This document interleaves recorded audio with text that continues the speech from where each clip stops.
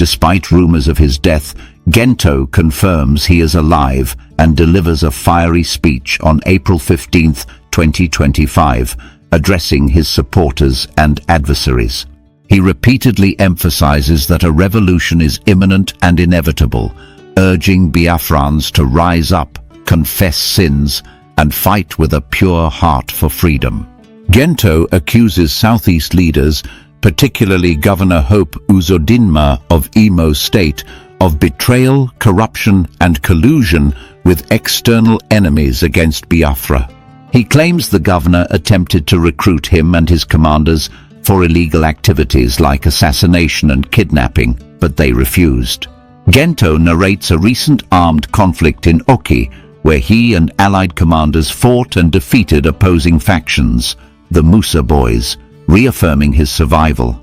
He reiterates his loyalty to the Biafran cause and insists self-determination is not a crime, calling for the release of Biafran figures like Simon Ekpa and Nnamdi Kanu. He accuses Nigerian leaders of being puppets of jihadist forces, alleging they are selling out Biafra land and promoting Islamization. The critic argues Nigeria is a failed state, merely a business center, and insists it's already divided along religious and ethnic lines. Gento calls on international bodies to investigate Hope Uzodimma and warns of further exposure and resistance if injustices continue. He ends by urging Biafrans and freedom lovers to remain strong, stay united, and share the message widely, declaring this the last April Nigeria will exist in Biafran territory. On April 15, 2025, a wave of relief and renewed determination rippled through the hearts of Biafran supporters around the world when Gento Uruagu, widely known by his nom de guerre, Gento the Yahoo, emerged in a spirited broadcast to confirm that he was very much alive. This news came after persistent rumors of his death had circulated following intense clashes in the Oki region. With his characteristic passion, Gento Uruagu addressed both his devoted followers and his critics in a message that was as defiant as it was inspirational, reinforcing his unwavering commitment to the cause of Biafra. From the very start of his address, Gento Uruagu rejected any suggestion that he had betrayed the Biafran struggle or forsaken his people. He affirmed that his life was inextricably tied to the aspiration for Biafran freedom and that he would rather lay down his life than abandon the dream of self-determination. Speaking directly to his listeners, he declared with palpable emotion that he would never be complicit in betrayal and that any attempt to extinguish his resolve would only fuel the revolution. He insisted that his survival, his very heartbeat, was testament to the righteousness of their collective pursuit. Gento Uruagu conveyed deep gratitude to the individuals and groups who had sustained him and the movement through the darkest moments. He paid tribute to the commanders who stood by his side, naming Major General Joseph Igbo and commanders with the rock-solid support of Colonel Azubuike Chukwuma of Zokozoku Squadron and Major General Michael Eze of Delta Storm Brigade. He expressed appreciation for their courage and loyalty, emphasizing that the fight for Biafra was a shared journey, not a solitary endeavor. He described the events that led to the swirling rumors of his demise. A fierce confrontation had taken place in the rugged terrain of Oki, a location that for years served as a flashpoint between Biafran loyalists and factions loyal to the Federal Republic of Nigeria. In that engagement, Gento Uruagu explained, his unit and allied forces had encountered a formidable adversary known colloquially as the Musa Boys. The Musa Boys, he charged, were paramilitaries mobilized by those who sought to undermine the Biafran cause. Battling through a relentless barrage of gunfire and improvised explosives, he and his comrades had emerged victorious, but not without sustaining injuries and losing some of their number. It was in the chaotic aftermath of that clash that reports of his death took hold. Unverified whispers suggested that he had been killed in action, but Gentle Uruagu revealed that he had indeed been wounded, scars he bore as proof, but that he had refused to let the revolution falter. He spoke at length about the healing process, both physical and spiritual, that had sustained him during his recovery. He credited traditional healers from his homeland in the thick forest regions of the southeast for nursing him back to health, while pointing to a deeper source of resilience, his unwavering faith in the justness of the Biafran cause. Throughout his broadcast, Gentle Uruagu repeatedly emphasized that revolution required pure hearts. He spoke candidly about the need for his followers to confess any personal failings, impure motives, or hidden agendas. To him, genuine liberation demanded introspection and repentance. Only with collective moral clarity could they stand unshaken before the forces arrayed against them. He urged his listeners to reflect on their intentions and to renew their commitment, free from corruption or coercion. He did not shy away from confronting those he considered betrayers within their own ranks. He leveled sharp accusations against elected officials in the southeastern region, singling out Governor Hope Uzodimma of Imo State for particular condemnation. According to Gentle Uruagu, Governor Hope Uzodimma had strayed far from the welfare of his constituents and had instead engaged in clandestine deals with external jihadist factions. He charged that the governor, in an effort to consolidate power and eliminate opposition, had attempted to recruit him and his fellow commanders for illicit operations, namely assassination plots and kidnapping schemes. He recounted how these proposals had been brusquely rejected, with his commanders and himself refusing to compromise their principles for the sake of political expedience. Gentle Uruagu narrated with chilling clarity the moment when Governor Hope Uzodimma purportedly offered barrels of crude oil in exchange for loyalty and action against political adversaries. He condemned such overt entreaties as evidence of the governor's moral bankruptcy and complete disregard for the sanctity of human life. He reminded his listeners that the true mission of the movement was to defend Biafran land and people, not to become instruments of foreign interests or private ambition. Turning his attention to the wider federal government of Nigeria, Gentle Uruagu accused national leaders of acting as mere puppets of jihadist networks. He alleged that the country had become a failed state where political authority was sold to the highest bidder and where religious extremism was encouraged behind closed doors.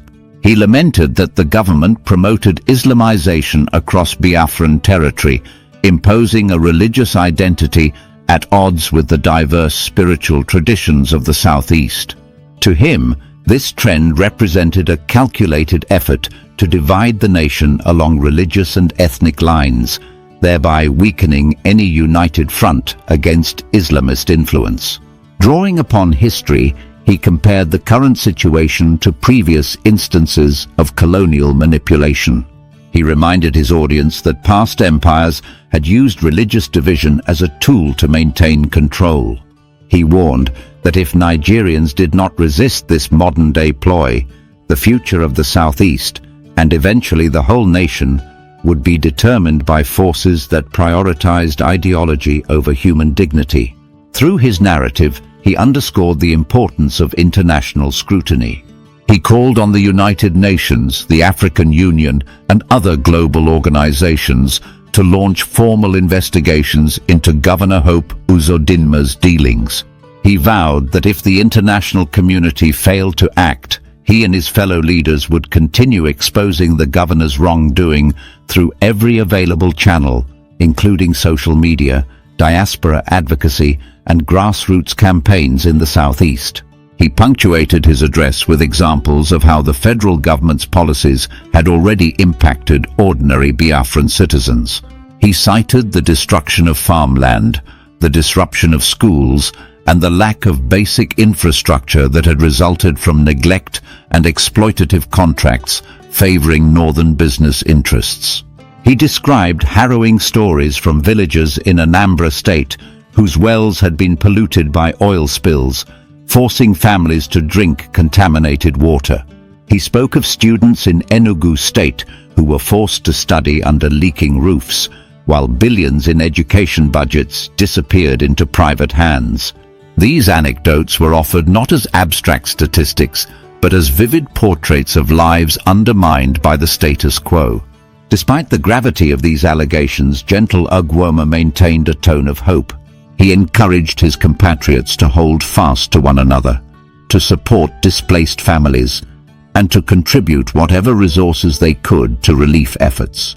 He praised non-violent activists, nurses and teachers who continued their work under difficult circumstances, affirming that their sacrifices were integral to the success of the movement. He reiterated that self-determination was not a crime and that the Biafran struggle was anchored in fundamental principles of human rights and democratic governance. He insisted that advocating for a separate homeland did not equate to hatred or violence toward fellow Nigerians of different ethnicities or faiths. Rather, it was a plea for recognition, for dignity, and for the opportunity to chart their own political destiny free from exploitation. Names such as Simon Ekpa and Nnamdi Kanu were invoked as symbols of endurance.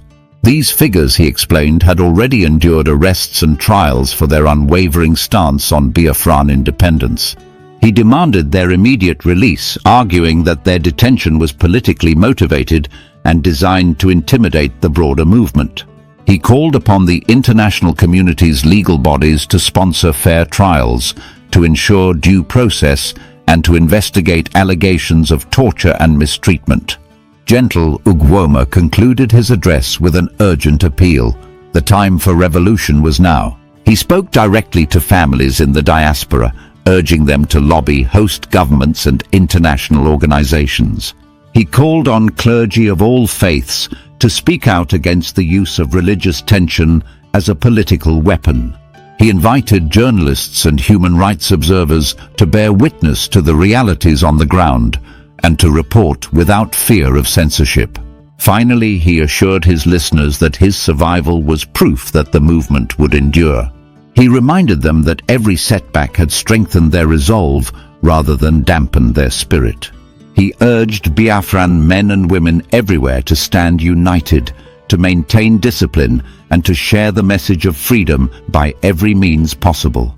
Looking ahead, Gento Uruagu urged patience tempered by action.